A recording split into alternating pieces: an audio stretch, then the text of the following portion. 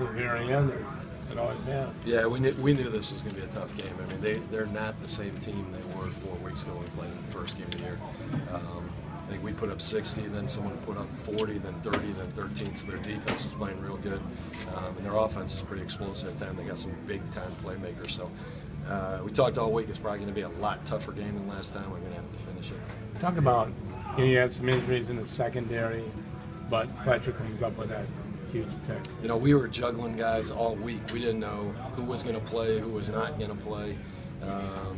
You know, at the beginning of the week, Chad wasn't going to play and Jesse Peterson was, and the next day Jesse wasn't. It was like that the whole week. So, you know, I'm really proud of the guys that stepped in. A lot of, you know, Joe had to go play the middle. Finney, he hadn't played the middle all year.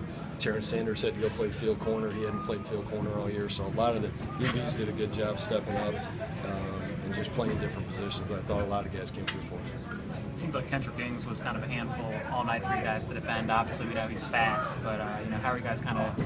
You know, I think we wanted to hit him a little bit, but it seemed like when we hit him a few times, we messed up our coverages, and that was the only. If I had to say one bad thing, we just messed up too many coverages tonight. We wanted to make them work a little bit harder, because if we could make them work harder, we feel our pass rush could have got to them even more. So, you know, we made some big plays at the end. Like you said, Donnie Fletcher made a huge play for us. But if we could have made Woltis hold the ball a little bit more, which we're going into it, we were trying to do that. How about Colin Taylor? I don't know how many plays he wasn't on the field, but I mean, he had a huge pick for you. And I thought that touchdown toward the end of the second half was. When he kind of came back in the back, Colin's playing great right now. He's making big plays for us, and that's what we need. And I think it's him and Shane have really, you know, they're more familiar with each other, obviously, this year and last year.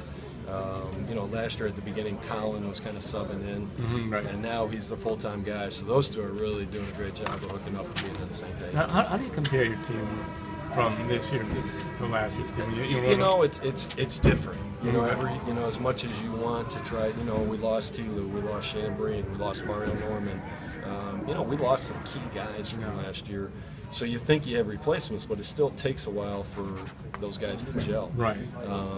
So I think we're getting there. I don't think we're there yet. You know, we're just not quite on all cylinders, but I think that game should really help us. Coach, I'm sorry I don't know this, but is that the first time Colin Taylor's played any defense this year? No, he played earlier in the year a little bit. He had to come in, and last year he was our sub that came in.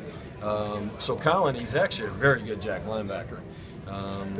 You know, it's just you don't want to play him there all the time, just because we need him on offense. We want to keep him fresh. So, but he has played it before, and he just does a great job of kind of reading the quarterback's eyes and getting in the coverage. And how long does Jones be out? He's got a hamstring. He's got a hamstring. We're hoping maybe next week, but probably one more week, because if you don't want to rush a hamstring, otherwise then you lose him for 4 or 5 weeks.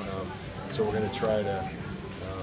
You know, we'll see how he is. I'm glad we have a long week. Yeah. So that helps, but we'll see how it is. All right, thank you. It seems like Joe got beat a couple of times in the first half downfield. Do you think it was just the adjustment curve? I mean, even though he's played that in the past, but I think a little bit. You know, I think you know, maybe we're trying to do a few too many things instead of just playing it sound and make him throw underneath.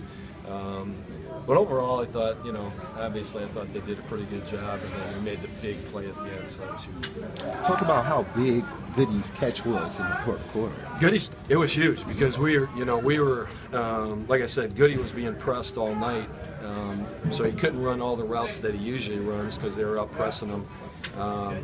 But that last route, you know, they're playing a zone, and he timed it up just perfect, and Shane hit him at the right time. There wasn't a big window there, but you know, Goody always comes up with the big catch.